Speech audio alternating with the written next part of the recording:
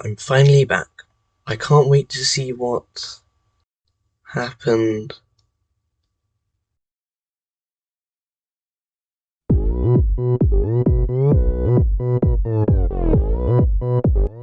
Another 3 months it is.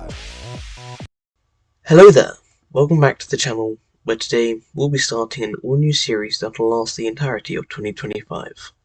I'm going to watch every single Godzilla movie, yes, all 39 of them, yes, even the ones where he does a full Nemo and a dropkick that defies gravity, and individually review them, and also include some series to keep things fresh. Then, at the end of the year, I'll make a jumbo video of me summarizing my thoughts on each one and ranking them. So without any further ado, sit back, relax, and most importantly, enjoy.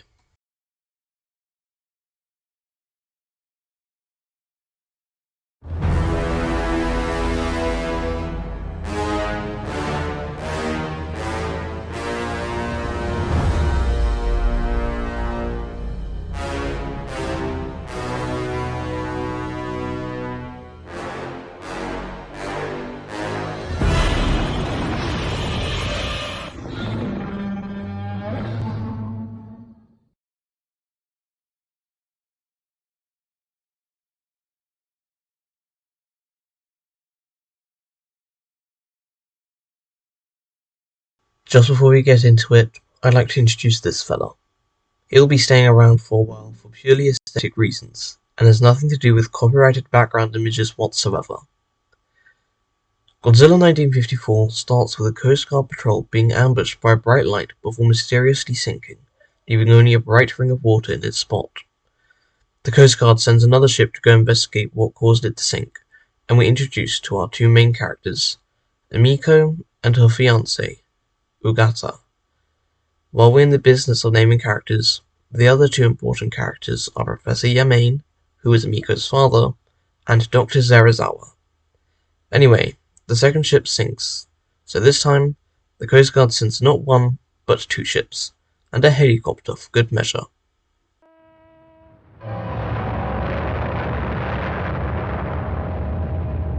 After the ships sink, the crew wash up on what's called Oto Island, but I'll be referring to it as Odo Island, as that's what the correct Japanese to English pronunciation is, I think.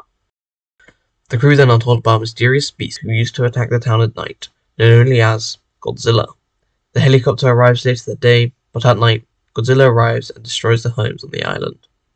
The next morning, officials arrive on Odo Island to try and make sense of the abrupt attack, measuring alarming amounts of radiation from a Geiger counter, as well as a trilobite in one of the footprints Godzilla left. We get another quick look at Godzilla that lets Japanese officials confirm the monster before he leaves for the ocean. Later, Professor Yamane explains how such a being could exist. In the Cretaceous, a creature somewhere in between marine reptiles and the evolving terrestrial animals was born, Godzilla. Only one of this species remained, living within the ocean and feeding on deep-sea fish to survive. But after the hydrogen bomb tests done in Japanese waters, its habitat was destroyed, and it had to leave the deep to find a new food source to survive, causing it to venture near human settlements. These tests also mutated Godzilla and enlarged him to massive proportions. With this information, they decide to try and kill the beast using depth charges. However, the result is undetermined. Professor Yamane is deeply troubled by the attempts to kill Godzilla, believing the creature to be a research opportunity unlike any other.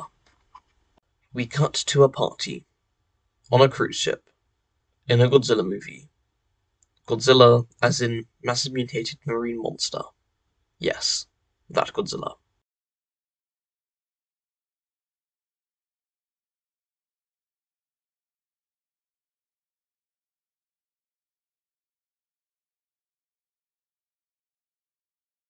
Anyway, after the ship sinks, Godzilla starts to head towards the Japanese coast.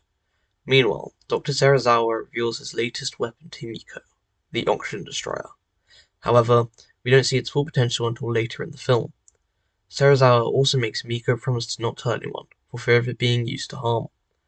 Then, Godzilla makes landfall and starts to go to town on Tokyo for a couple of minutes, before heading back into the water. The Japanese self-defense force mobilizes in the wake of his attack, and sets a trap using electrified barbed wires. Ogata tries to get Professor Yamaine's permission to marry Emiko, but the conversation goes sour as soon as he brings up how he agrees with those who want to kill Godzilla.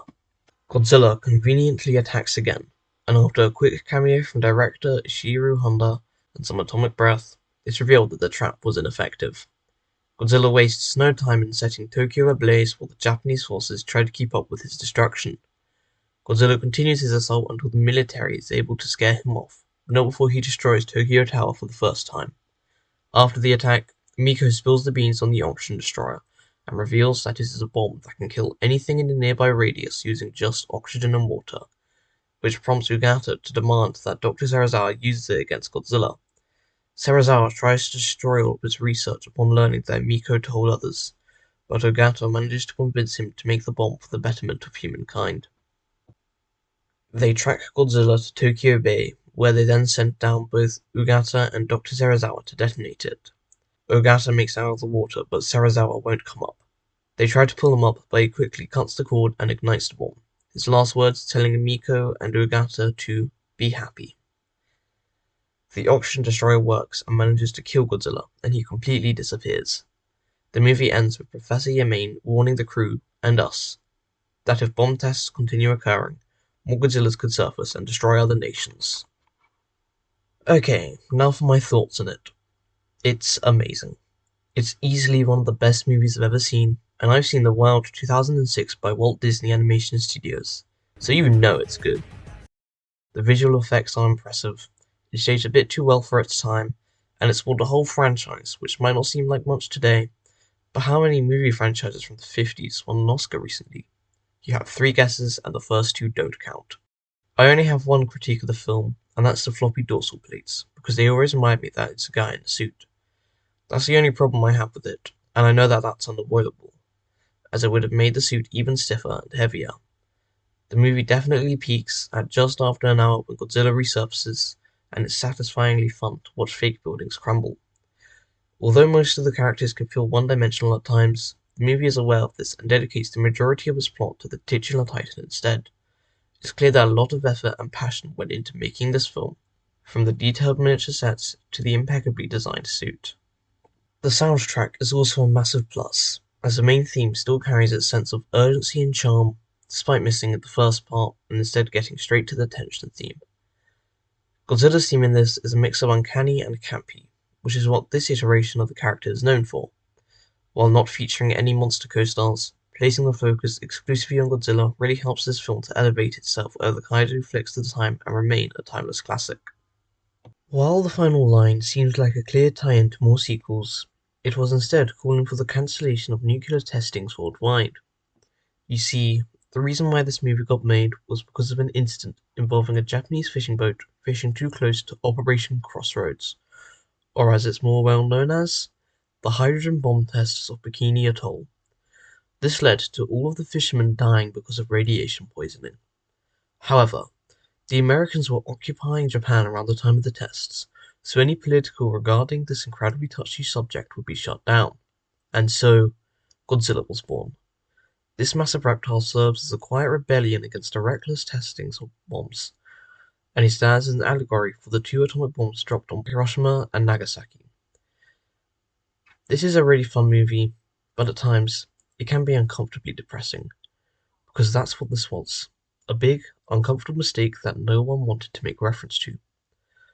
One of the most chilling facts I know is that originally, Japan was going to be bombed 3 times, but the president decided to not bomb one other city. You know why?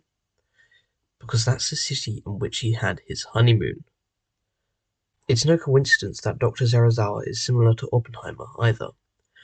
He devoted his life to studying oxygen, only to find that it held the key to the most destructive weapon ever conceived, and in the end, he gave the most valuable thing he owned to ensure that it never fell into the wrong hands: his life. That's why Godzilla's so powerful. The director has gone on record saying that if Godzilla had been any other monster, he would have been taken out by a cannonball. But because he had the power of the atomic bomb, no amount of weaponry would have stopped him. In this movie, Godzilla doesn't have scales.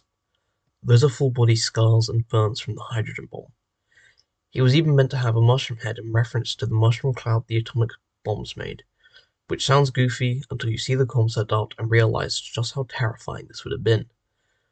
And if you want to see this version on the big screen, well, this is a massive franchise that we're talking about here. I'm sure someone else would have picked up that idea at some point. But without a doubt, the worst part about this movie is how it's still relevant today.